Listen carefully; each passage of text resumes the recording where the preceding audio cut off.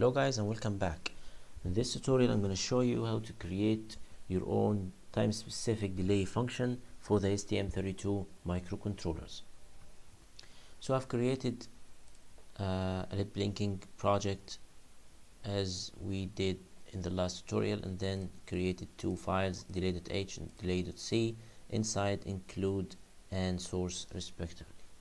So inside delay.h, let's write our prototypes and variables, define our variables. So we need two variables to hold the microsecond and millisecond values, which we will decrement throughout the delay time.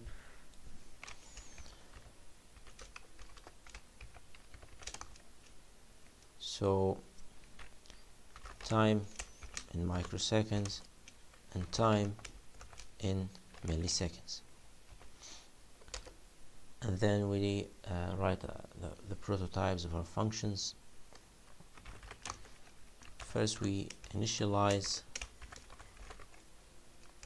the delay, and then we write the functions for millisecond and microsecond delay.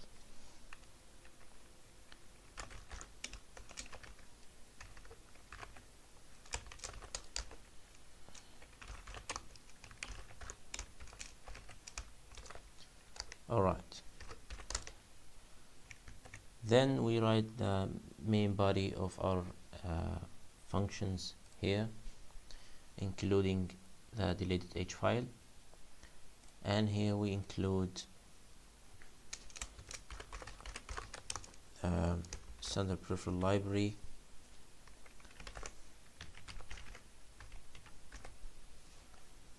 alright. So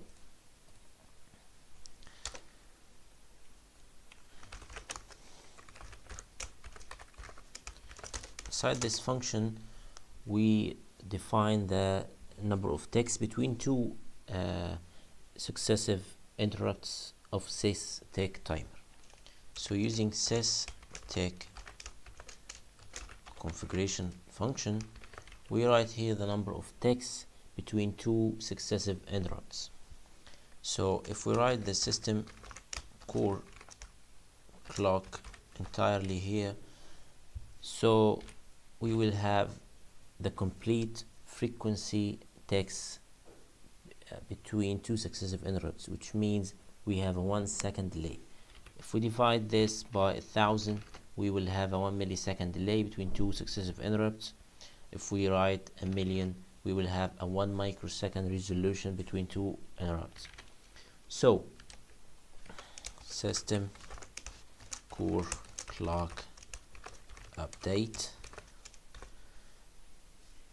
In case you change the frequency of the core of your microcontroller throughout the code, this function updates the value into system core clock variable. Okay, so let's continue. So this function takes a variable that contains the number of microseconds required to be to make the processor busy. So this function also takes the same thing, but in milliseconds. So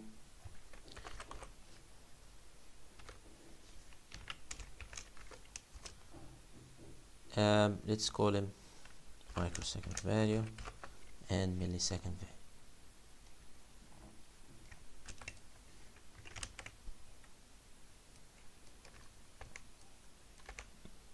Okay, and inside this function we assign the microsecond value, which we will send from the main function to the time in microsecond variable, and then we wait until for somehow the time in microsecond equals to 0, and then we escape this loop.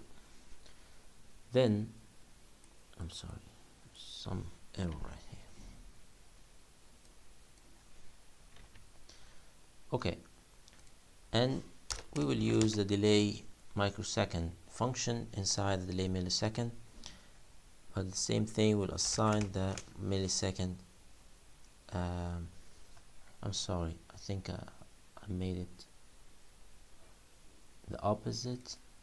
Time in microsecond must equal to the microsecond value, and also here the time in millisecond should equal the millisecond value, and then we wait until our millisecond time in millisecond, sorry, equals to 0, and when we do that, for every time millisecond decrementing, we call the delay in microsecond function, and we give it a 1 millisecond delay. Okay, so I think we didn't need that. Okay, so for every 1 millisecond we delay 1,000 microseconds, which is the same thing. Okay, I think we're good to go. Let's try our code. Here we call the delay initialization function, and then down here we delay for 1 second for blinking our LED. So let's try to build this. Yeah, no errors.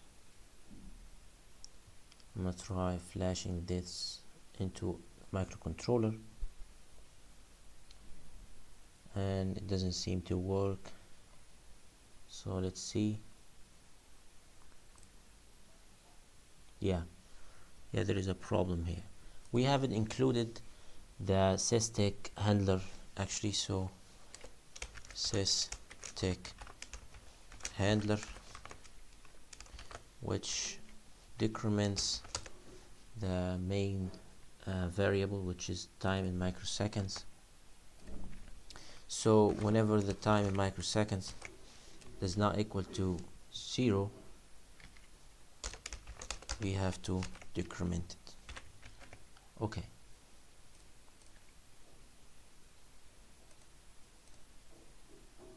let's try again. Now it seems to be working. Let me show you.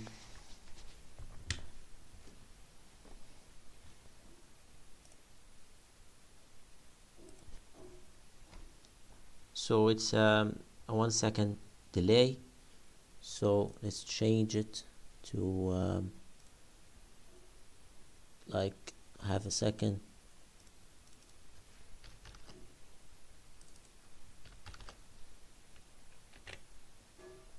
Then